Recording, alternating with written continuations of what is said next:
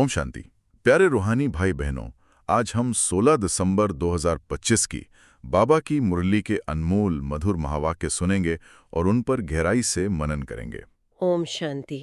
आज की मुरली का मंथन तो जैसे आत्मा के ऊपर से सारा बोझ उतार देने वाला है। हाँ, ऐसा ही महसूस हो रहा है। आज की दुनिया में शायद ही कोई होगा जो किसी ना किसी चिंता या फिक्र में ना डूबा हो, है ना? बिल्कुल। और आज बाबा ने हमें इन्हीं सब फिक्रातों से मुक्त होने की बहुत ही सहज और सुंदर युक्ति बताई है। ये तो आज के समय की सबसे बड़ी जरूरत है। हर कोई किसी न किसी बोझ के नीचे दबा हुआ है।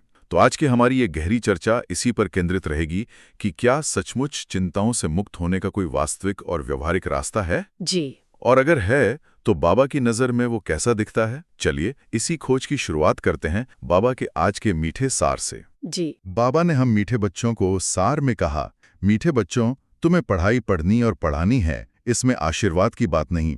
तुम सबको यही बताओ कि बाप को याद करो तो सब दुख दूर हो जाएंगे। वाह, पहली ही पंक्ति में बाबा ने हमें भिखारी से मालिक बना दिया। हाँ, एकदम। देखिए, दुनिया में जब भी कोई दुख या चिंता होती है तो इंसान क्या करता है? वो आशीर्वाद या कृपा ढूंढता है। जी, किसी के आगे हाथ फैलाता है। हाँ, अब एक तरह से अपनी कमजोरी को स्वीकार करता है। लेकिन बाबा कहते हैं ये मार्ग वो है ही नहीं, ये ज्ञान मार्ग है, पढ़ाई का मार्ग है। स्टूडेंट हो, मास्टर हो, जी, तुम खुद पढ़ो, शक्तिशाली बनो और फिर दूसरों को पढ़ाकर शक्तिशाली बनाओ। मतलब बाबा हमें निर्भरता से निकालकर आत्मनिर्भरता की ओर ले जा रहे हैं, शक्ति का स्रोत अपने अंदर ही जगाने को कह रहे हैं। बिल्कुल। और इस पढ़ाई का सबसे मुख्य विषय क्या है? बाप को याद करो। बस ये सिर्फ एक वाक्य नहीं है, ये सारे दुखों की, सारी फिक्रातों की एकमात्र दवा है।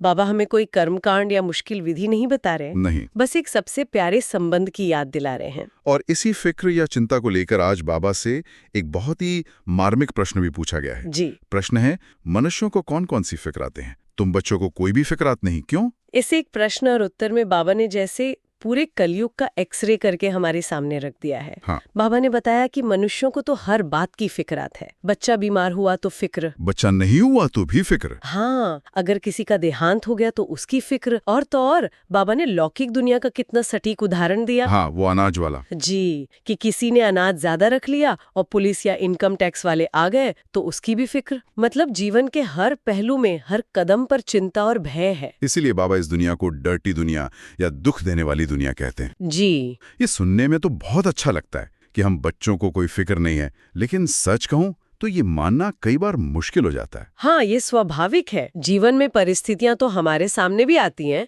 तो क्या इसका मतलब ये है कि हम अपनी जिम्मेदारियों के प्रति लापरवाह हो जाएं?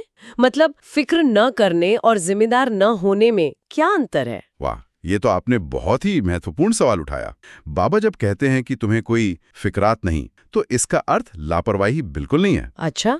इसका कारण है एक स्थिर सहारे का मिल जाना। देखिए, चिंता या फिक्र कब पैदा होती है? जब हमें लगता है कि सब कुछ मुझे ही करना है और मैं अकेला हूँ। सही है। लेकिन जब जीवन का सबसे बड़ा सहारा, जो सर्वशक्तिमान है, वो मिल जाता है तो छोटी मोटी चिंताएं खुद ही गौण हो जाती हैं। हम जिम्मेदारी पूरी निभाते हैं लेकिन उसका बोझ सिर पर नहीं रखते। वो बोझ हम बाबा को दे देते हैं। जैसा गायन भी है, फिक्र से फारिग कींदा स्वामी सद्गुरु। जब स्वामी मिल गया तो चिंता कैसे है? बस हम अपना कर्म करते हैं और भल की चिंता से मुक्त हो जाते हैं। अच्छा, तो ये एक तरह से अपने नजरिए का बदलाव है, कर्तापन के बोझ से मुक्त होकर एक ट्रस्टी की तरह अपनी जिम्मेदारियां निभाना। एकदम सही। हम अब उस दुनिया में जाने की तैयारी कर रहे हैं, सतयुग में, जहाँ फिक्रात का नाम निशान भी नहीं होता। तो उसकी ट्रेनिंग हमें अभी से लेनी है ना? जी, आज बाबा ने गीत भी बजवाया, तू प्यार का सागर है। और फिर हम सभी आत्माओं को, जो आपस में भाई भाई हैं, ये शिक्षा दी कि जैसे बाप प्यार का सागर है, वैसे हमें भी मास्टर प्यार का सागर बनना है। बिल्कुल। बाबा हमें हमारी मंजिल याद दिला रहे हैं। हमें जाना है प्यार की राजधानी में। हाँ। और उस राजधानी के वासी बनने के लिए जो सबसे पहली योग्यता चाहिए, वो है अथाह प्यार। बाबा ने देवताओं का मिसाल दिया कि उनमें आपस में कितना निस्वार्थ प्यार होता है। सतयुग है ही प्यार की राजधानी। जी, वहाँ प्यार के सिवाय और कोई भाषा ही नहीं है। और यहाँ इस दुनिया की हालत बिल्कुल विपरीत है। बाबा कहते हैं जरा सी बात में चेहरा बदल जाता है, मन में खटास आ जाती है। हाँ। रिश्तों में वो अनकंडीशनल लव देखने को ही नहीं मिलता। और इसका मूल कारण बाबा ने स्पष्ट किया, देह अभिमान। देहाभिमान यानी खुद को सिर्फ ये शरीर समझने की भूल। जब तक मैं और मेरा इस शरीर से, इस धर्म से, इस पद से, इस परिवार से जुड़ा है, तब तक प्यार निस्वार्थ हो ही नहीं सकता। नहीं हो सकता। वो किसी न किसी स्वार्थ या अपेक्षा पर आधारित होगा। बाबा कहते हैं जितना देही अभिमानी बनेंगे, जितना खुद को वो चैतन्य शक्ति आत्मा समझेंगे, उतना स्वतः ही सबसे प्यार से चलेंगे। फिर किसी के अवगुण नहीं दिखेंगे। नहीं, सिर्फ उनकी विशेषताएं और उनका आत्मिक स्वरूप ही नजर आएगा। बाबा ने आज इस दुखधाम को बहुत कड़े शब्दों में वर्णित किया है। छीछी दुनिया, डर्टी दुनिया, रौरव नर्क, ये शब्द बहुत शक्तिशाली हैं। हाँ, बाबा हमें मीठी नींद से जगा रहे हैं। वो चाहते हैं कि हम इस दुनिया की असलियत को पहचानें ताकि इससे वैराग्य आए। अच्छा। जब तक इस पुरानी दुनिया से, पुराने संस्कारों से वैराग्य नहीं आएगा, तब तक नई दुनिया में प्रीत नहीं जुड़ेगी। सही बात है। बाबा ने कहा कि यहाँ थोड़ी सी आपदा आती है, जैसे अर्थक्वेक, तो मनुष्यों की क्या हालत हो जाती है। सब कुछ एक पल में खत्म हो जाता है। फिकरात, डर, अशांति, बस यही इस दुनिया का सच है। और इसके ठीक विपरीत बाबा ने स्वर्ग का, सुखधाम का कितना सुंदर और शांत चित्र खींचा। जी, बाबा कहते हैं वहाँ कोई फिकरात नहीं, वहाँ तो खुशी से शरीर छोड़ते हैं। खुशी से? हाँ, उन्हें पता है कि ये 84 जन्मों की पुरानी खाल है जिसे अब बदलना है। जैसे हम पुराने कपड़े खुशी खुशी बदलते हैं, वैसे ही वहाँ आत्मा एक शरीर छोड़कर दूसरा लेती है। जी, ये ज्ञान उन्हें सहज स्मृति में रहता है, तो मृत्यु का भय भी नहीं। बाबा हमें उसी नरकवासी दुनिया से निकालकर स्वर्गवासी बनाने आए हैं। इस पतित दुनिया से पावन दुनिया में ले जाने आए हैं। और इस पावन दुनिया में जाने के लिए जो सबसे मुख्य योग्यता है वो है पवित्रता। पवित्रता। बाबा ने आज पवित्रता पर बहुत बहुत जोर दिया। बहुत जोर दिया। बाबा ने कहा कि ये होलीएस्ट ऑफ होलीज चर्च है। ये ईश्वरीय विश्वविद्यालय सबसे पवित्र स्थान है।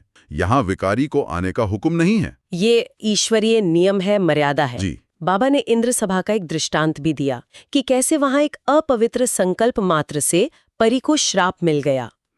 बाबा कहते हैं यहाँ श्राप की तो बात नहीं, लेकिन ये एक लॉ है, एक नियम है। इस ज्ञान गंगा में स्नान करने के लिए, ईश्वरीय शक्ति का अनुभव करने के लिए पवित्रता की धारणा अनिवार्य है। लेकिन बाबा पवित्रता की जो ये परिभाषा दे रहे हैं वो आज की दुनिया के लिए एक बहुत बड़ी चुनौती है। लोग इसे अव्यावहारिक मान सकते हैं। बिल्कुल। दुनिया के लोग तो यही प्रश्न उठाते हैं कि विकार के बिना सृष्टि कैसे चलेगी। ये प्रश्न इसलिए उठता है क्योंकि उनकी बुद्धि में पावन दुनिया का, सतयुग का ज्ञान ही नहीं है। अच्छा। उनकी बुद्धि में यही कलयुगी सृष्टि का चक्र है, जहाँ सृष्टि की उत्पत्ति का आधार ही विकार है।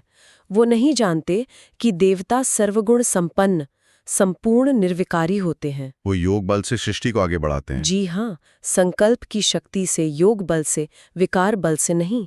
पवित्रता सिर्फ एक शारीरिक अवस्था नहीं है, यह मन, वचन, कर्म की शुद्धता है। यह आप कह सकते हैं ऊर्जा के संरक्षण का। और उस सुख की दुनिया में जाने के लिए पवित्रता के साथ साथ बाबा ने दैवी गुणों पर भी बहुत ध्यान खिंचवाया। जी, बाबा ने श्रीमत पर चलने और दैवी गुण धारण करने पर जोर दिया है। जी। बाबा ने स्कूल का उदाहरण दिया कि जैसे स्कूल के रजिस्टर में बच्चों का कैरेक्टर लिखा जाता है, वेरी गुड, गुड, वैसे ही बाबा भी हमारे दैवी कैरेक्टर्स को देख रहे हैं। बाबा तो सिर्फ श्रीमत देते हैं, एक दिशा निर्देश देते हैं, लेकिन उस पर चलना और अपने आप को सुधारना ये हमारा काम है, हमारा पुरुषार्थ है। जी, बाबा ने स्पष्ट कहा, जो करेगा सो पाएगा।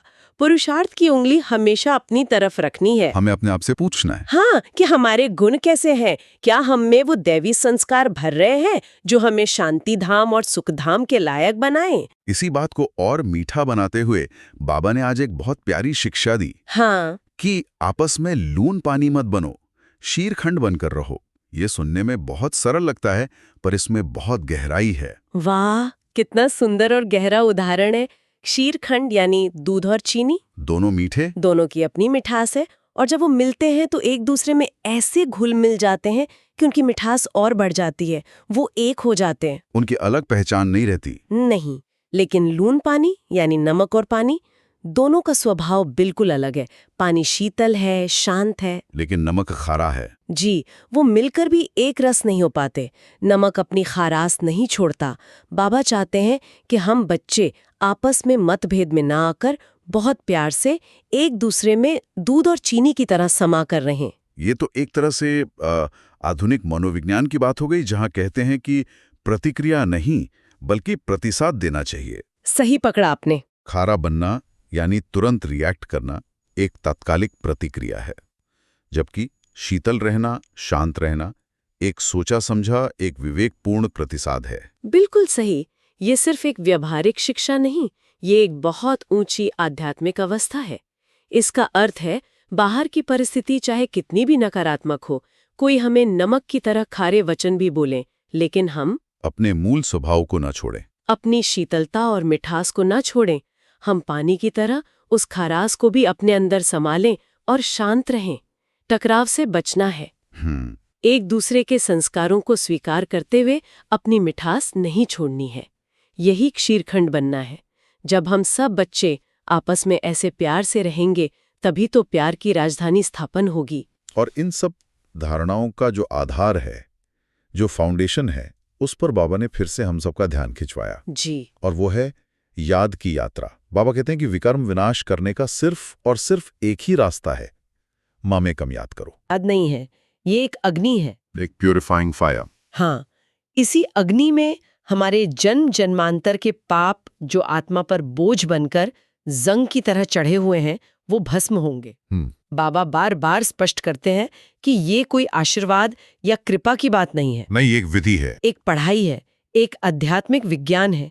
जितना हम उस अग्नि के संपर्क में रहेंगे, उतना आत्मा शुद्ध और सतोप्रधान बनती जाएगी। यहाँ पर एक सवाल मन में आता है, कई बार याद में बैठते हैं लेकिन मन भटकता है। ये होता है, तो उस याद की क्वालिटी कैसी हो? क्या ये एक मैकेनिकल प्रोसेस है या इसमें भावना का भी कोई स्थान है? बाबा ने कहा कि अपनी दिल से पूछो, हम याद में रहते हैं व नहीं। बहुत अच्छा प्रश्न है। बाबा की याद कोई बोझ या नियम नहीं है, ये प्रेम का अनुभव है। प्रेम का अनुभव। जी।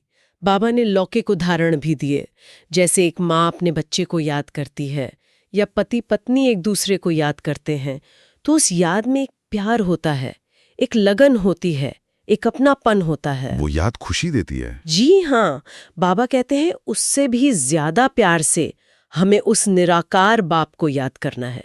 वो हमारा सबसे प्रिय है, हमारा मात पिता, शिक्षक, सद्गुरु, सखा, सब कुछ है। हाँ। जब हम उसके दिए हुए अनगिनत खजानों को याद करते हैं, उसके प्यार को महसूस करते हैं, तो याद सहज और प्यार भरी हो जाती है। फिर वो एक कोर नहीं लगता। नहीं, बल्कि आत्मा के लिए चार्जिंग का समय बन जाता है। उसी प्यार भरी याद से पाप कटते हैं, बोझिल याद से नहीं। इन सब गहरी बातों को सुनने के बाद सवाल उठता है कि हम इसे अपने रोजमर्रा के जीवन में उतारें कैसे? जी। बाबा ने इसके लिए क्या व्यावहारिक कदम सुझाए हैं? चलिए धारणा के लिए मुख्य सार पर मनन करते हैं। बाबा ने पहला पॉइंट दिया है, प्यार की राजधानी में चलना है, इसलिए आपस में शीरखंड होकर रहना है। कभी भी लून पानी बन मतभेद में नहीं आना है, अपने आप को आपे ही सुधारना है। इसका व्यवहारिक अर्थ यही है कि पुरुषार्थ की उंगली हमेशा अपनी तरफ रखनी है। अपनी तरफ। जी। दिन भर में जब हम अलग अलग आत्माओं के संपर्क में आते हैं, तो ये चेक करना है कि मेरा व्यवहार दूध चीनी की तरह मीठा और घुलने मिलने वाला है या नमक की तरह खारा और अलग थलग करने वाला। कोई भी टकराव की परिस्थिति अगर सामने आती भी है, तो मुझे पानी की तरह शीतल बनना है, शांत रहना है, न कि नमक की तरह खारा बनकर बात को और बिगाड़ना है। सुधार स्वयं का करना है, संसार का नहीं। बिल्कुल। बहुत सुंदर। और धारणा के लिए दूसरा पॉइंट है, देह अभिमान को छोड़ मास्टर प्यार का सागर बनना है, अपने दैवी कैरेक्टर बनाने हैं, बहुत बहुत मीठा होकर चलना है। ये दूसरा पॉइंट पहले पॉइंट का ही आधार है, फाउंडेशन है। अच्छा। जब तक देह का अभिमान है, तब तक मीठा बनना और प्यार का सागर बनना असंभव है। मैं और मेरा ही सारी कड़वाहट की जड़ है। तो प्रैक्टिकल अभ्यास क्या करना है? दिन में बार बार ट्रैफिक कंट्रोल में रुककर अपने आप को शरीर से अलग एक ज्योति बिंदु आत्मा समझना है। हाँ। जितना हम स्वयं को इस आत्मिक स्वरूप में टिकाएंगे, उतना ही दैवी गुण, शांति, प्रेम, पवित्रता स्वतः हमारे अंदर धारण होते जाएंगे और हमारे व्यवहार में, हमारे बोलचाल में, हमारे चेहरे पर वो मिठास अपने आप आती जाएगी। जी। और इन धारणाओं के साथ साथ बाबा ने आज हम बच्चों को एक बहुत श्रेष्ठ वरदान भी दिया है। जी। बाबा का वरदान है, मन की स्वतंत्रता द्वारा सर्व आत्माओं को शांति का दान देने वाले मनसा महादानी भव। वाह, कितना श्रेष्ठ वरदान है आज का। बाबा हमारे पुरुषार्थ को एक नई ऊंचाई पर ले जा रहे हैं। हाँ। बाबा कहते हैं, हो सकता है कि कोई तन से परतंत्र हो, जैसे बाबा बांधेलियों का उदाहरण देते हैं, जो घर से बाहर नहीं निकल सकती, सेवा पर नहीं जा सकती। लेकिन मन तो स्वतंत्र है ना। बस मन पर किसी का बंधन नहीं है। अगर हमारा मन स्वतंत्र है, शक्तिशाली है, तो हम एक जगह बैठकर भी अपनी वृत्ति द्वारा, अपने शुद्ध संकल्पों द्वारा सारे विश्व के वायुमंडल को बदलने की सेवा कर सकते हैं। और आज दुनिया को सबसे ज्यादा जरूरत भी तो मन की शांति की ही है। बिल्कुल। हर कोई बाहर शांति ढूंढ रहा है, लेकिन असली शांति तो मन के अंदर है। इस वरदान का मतलब तो ये हुआ कि चाहे हमारी परिस्थितियां कैसी भी हों, हम विश्व सेवा में अपना योगदान दे सकते हैं। बिल्कुल, यही तो मनसा सेवा है। बाबा कहते हैं कि हम बच्चे शांति के सागर बाप की याद में रहकर अपने मन से, मनसा द्वारा शांति के वाइब्रेशंस सारे विश्व में फैला सकते हैं। ये सबसे बड़ी और सबसे गुप्त सेवा है। जी, ऐसे बच्चे ही सच्चे सच्चे मनसा महादानी हैं, जो अपने मन की शक्ति से विश्व का कल्याण करते हैं। और आज का स्लोगन भी मुझे लगता है इसी वरदान से ही जुड़ा हुआ महसूस होता है। हाँ बिल्कुल। स्लोगन है, पुरुषार्थ ऐसा करो जिसे देख अन्य आत्माएं भी फॉलो करें। जी, ये दोनों बातें आपस में जुड़ी हुई हैं। जब हम मनसा महादानी बनेंगे, जब हमारे मन से शांति और प्रेम की किरणें फैलेंगी, तो वो ऊर्जा हमारे चेहरे और चलन में भी दिखाई देगी। हाँ, वो रेडिएट होगी। जी, हमारा शांत और संतुष्ट चेहरा ही दूसरों के लिए एक जीता जागता संदेश बन जाएगा। हमारा पुरुषार्थ ही दूसरों के लिए एक मिसाल, एक प्रेरणा बन जाएगा। फिर हमें उन्हें कुछ कहने की जरूरत नहीं पड़ेगी। नहीं, वो हमें देखकर ही पूछेंगे कि आपकी इस शांति का राज क्या है। वो हमें देखकर ही फॉलो करने लगेंगे। हमारा जीवन ही एक संदेश बन जाएगा। आज बाबा ने अव्यक्त इशारों में भी हमें एक बहुत ऊंची मंजिल की तरफ इशारा किया है। जी, बाबा ने कहा है कि अब संपूर्ण और कर्मातीत बनने की धुन लगाओ। हाँ, अब बाप दादा चाहते हैं कि समय समीप आ रहा है, तो हर ब्राह्मण बच्चा अब बाप समान चैतन्य चित्र बने, एक चलता फिरता लाइट और माइट हाउस। जी, बाबा ने एक बहुत सुंदर बात कही कि साइलेंस का भाषण तैयार करो। इसका मतलब है कि हमारी शांति की शक्ति ही हमारा सबसे बड़ा भाषण हो। अच्छा, बोलना नहीं है। नहीं, हमें कुछ बोलना ना पड़े, हमारी उपस्थिति ही, हमारा साइलेंस ही सबको शांति का अनुभव कराए। ये है संपन्न बनने की निशानी। और बाबा ने कहा कि जब ऐसी कर्मातीत स्टेज बन जाएगी तो हम वायरलेस की तरह सेवा कर सकेंगे। ये सुनने में बहुत फ्यूचरिस्टिक लगता है। इसका क्या अर्थ है? इसका अर्थ है संकल्प शक्ति की पराकाष्ठा। जैसे आजकल वायरलेस टेक्नोलॉजी है, कोई तार नहीं, फिर भी संदेश पहुंच जाता है। हाँ।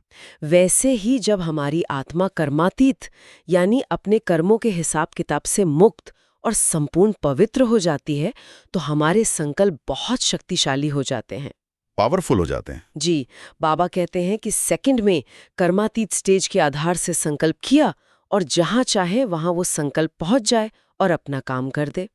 ये है सेवा का सबसे सूक्ष्म और तीव्र स्वरूप, जिसके लिए बाबा हमें अभी से तैयार कर रहे हैं। तो प्यारे भाई बहनों, आज की इस गहरी चर्चा का सार यही है कि बाबा ने हमें सभी फिक्रातों से मुक्त होने का एक ही महामंत्र दिया, बाप को याद करो। बस जब हम उस प्यार के सागर, ज्ञान के सागर, सुख के सागर बाप की याद में रहते हैं, तो दुनिया की कोई भी फिक्रात, कोई भी परिस्थिति हमें छू नहीं सकती, हमें हिला नहीं सकती। जी हाँ, आज बाबा ने हमें शीरखंड बन, बहुत बहुत मीठा बन, मास्टर प्यार का सागर बनने की प्रेरणा दी। देह अभिमान को छोड़कर दैवी गुण धारण करने के लिए कहा। और ये कोई दूर की कौड़ी नहीं है। नहीं, ये एक प्रैक्टिकल पुरुषार्थ है, जिसका आधार है एक बाप की प्यार भरी याद। यही पुरुषार्थ हमें उस सत्यों की दुनिया का मालिक बनाएगा, जहां कोई फिक्र नहीं, सिर्फ सुख ही सुख है, शांति ही शांति है। तो चलिए इसी रूहानी नशे में स्थित होकर उस प्यारे मीठे बाबा को बहुत प्यार से याद करते हैं और मनसा महादानी बन विश्व की सर्व आत्माओं को शांति की किरणें देते हैं। बाबा की श्रीमत और ये गहरे रूहानी इशारे आप तक रोज पहुंचते रहें और आप सहजता से इन पर मनन कर सकें, इसके लिए आप हमसे जुड़े रह सकते हैं। जी, बाबा की छत्र छाया में आपका पुरुषार्थ तीव्र गति से आगे बढ़ता रहे, यही हमारी दिल से शुभकामनाएं हैं। ओम शांति। ओम शांति।